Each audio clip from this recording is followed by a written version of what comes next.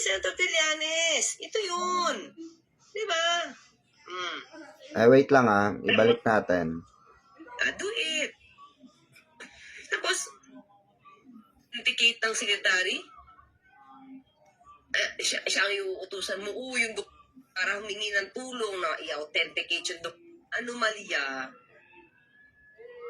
Medyo malayo. Di ba? Nahuli. Itong kay Pulong Duterte. O baka naman, kinukumpleto pa nila yung ebidensya. Diba? Para sure ball. Tawag dito, certainty. Ay, di, ICI naman sila eh. Fact-finding lang naman sila eh. Magre-recommend lang naman sila ng filing of the case. Ang magtutuloy-tuloy din naman ang pag-iimbestiga nito ay ombudsman. Correct. Diba? So, let us see. Investigative body yan. Ngayon, sa kasalukuyan, ako, in my private capacity, nagkakandak ako ng investigation against Paulo Duterte at yung 51 billion na yan. Yes. Mga ito yung sinasabi natin. Ito yung totoong good governance. Di ba? Good governance, kasi kung alam niya na may anomalya, pinapangalanan niya agad. Kasi alam niya na mababack-upan niya. Di ba? So dito, sabi niya, siya mismo, nag-gather siya ng evidence. Hindi naman siya umiiyak-iyak para humingi ng tulong na i-authenticate yung dokumento. Correct. Na hawak niya. Hindi. He, on his own, makes such kind of investigation para kung gusto niya sampa ng kaso, diretso. Tama. Diba? Diretso. Yan talaga ang dapat. Hindi, alam mo yun, magtuturo ka ng ibang tao na siya ang iuutusan mo, yung dokumentong hawak ko, i-authenticate mo na. Tapos pag hindi mo to in-authenticate, ibig sabihin niya, may tinatago ka, ha? Ganun agad? May tinatago, may cover up? Kasi ayaw i-authenticate ng secretary? Ganun agad yun? Tapos, sasabihin, yung mga tao, init na init sa katotohanan. Ha? Teka lang. Sino ba naglabas yan? Ikaw naglabas, patotohanan mo. Tapos, you are getting the sympathy of the Filipino people na ayaw niyang ilabas yung katotohanan, no? Ayaw niyang i-authenticate yung dokumento ko. Ayaw niya. Tao, init na. Sino ba unang yung naglabas niyan? Do it. Do it. Do it. Pag nandiyan naman yung mga kaklit, hindi naman pwedeng iniimbestigahan yun.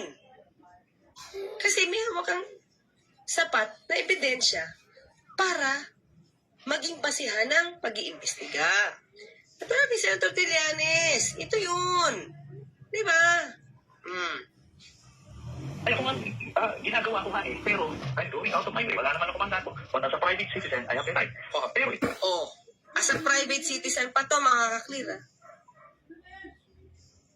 Ginagawa niya. Para mapanagot, yun dapat ng panagot sa kanyang paningin. Sa mga hawak niya ebidensya. Yan yun. Diba? Hindi yung tipong maninisi kayo ng ahensya ng DPWH o maninisi kayo kay Pangulo. You can do it naman. If you really want to. Para masamba ng kaso, diretso. Diba?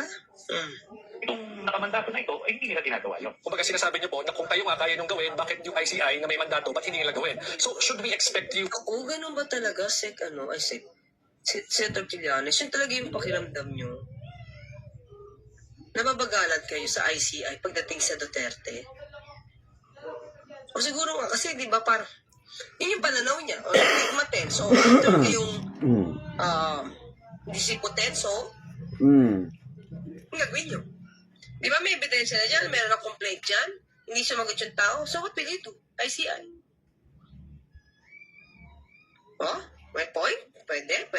Pero ayoko pong, on my part, ayoko naman pagdudahan ang kredibilidad ng ICI. Okay? Clear tayo dyan, ha? Mm. Kasi malaki din po talaga ang naitulong nila. Sa totoo lang, ha? Ayan mga kababayan, i-stop muna natin.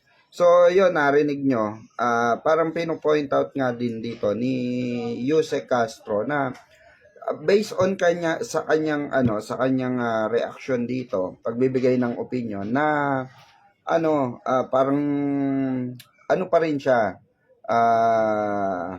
may point of view si Senator Trillanes para sa kanya. Pero at the same time is hindi rin naman natin may tatanggi na malaking tulong din talaga ang ICI. Pero aside from that mga kababayan, nakikita naman natin yung point of view na topic na ito na talagang sabi nga ni Sentry nababagalan siya sa at sabi naman ni Yusek yun yung pakiramdam ni Sentry, 'di ba? Yun kanyang opinion yon. And based in our opinion as well, even kayo mga kababayan, for sure, nagtataka din kayo bakit parang hindi makasuhan ng mga Duterte, 'di ba? Which is nakikita ko dito mga kababayan, itong si Yusek, syempre kumbaga naninimbang siya kung sino bang mas may punto, 'di ba? Kung ang ICI ba or si Senator Trillanes, 'di ba? Tuloy natin. Malaki po ang naitulong ng ICI para mapanagot yung naimbestigahan na nila. Madami naman na silang nirekomenda na sasampa ng kaso. May mga politiko pa nga. So, hintayin na lang po natin. No? Siguro hindi lang nila naisama si Pulong. Kaya medyo feeling ni Senator Trillanes, namimili kayo Ba't yung Duterte, hindi? Well, totoo naman. Totoo naman, mga kaklira. Sa totoo lang, ha? Napupuna ko rin yan. Napupuna ko rin. Baka naman kasi diba? wala pa lang. Kasi Senator Trillanes, sabihin na yata siyang dokumento. Well, napupuna ko lang. Diba, meron naman, fact-finding naman kayo. May 2020 admission ng dating Pangulo Duterte na maraming ghost projects. Admitted na yung ghost projects, di ba? Correct. So, ba't hindi nyo balikan yung 2016 na 2022 na projects ng DPWH? Di ba?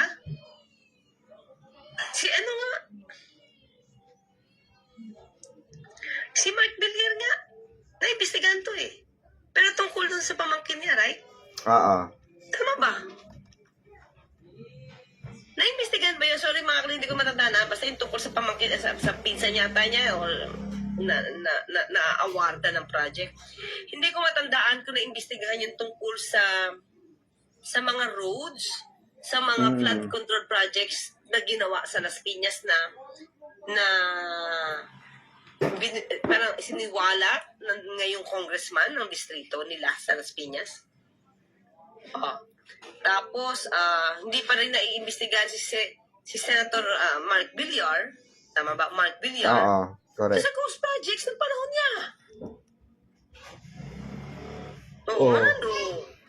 Admitted naman yung 2020, tapos siya yung secretary. Pero Ayan 'di ba sinabi ni Yusek Claire na totoo naman ba't hindi balikan yung 2016 at yung 2022, 'di ba?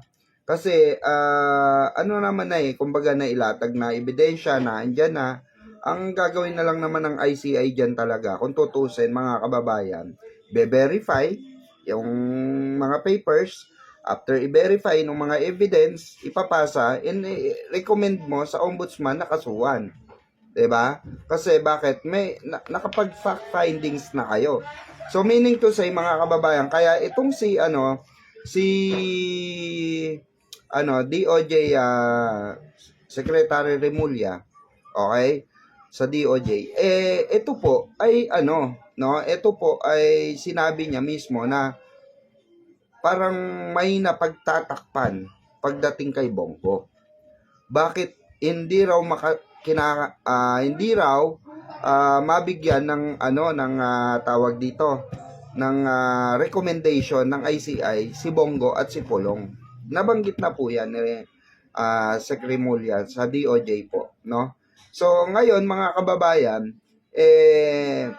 pati si Yusek Castro is magtataka rin, no? Oo nga naman, 'di ba? May ano na 'di ba? May mga nailatag ng ebidensya si Senator Trillanes, and then according sa mga ebidensya 'di ba?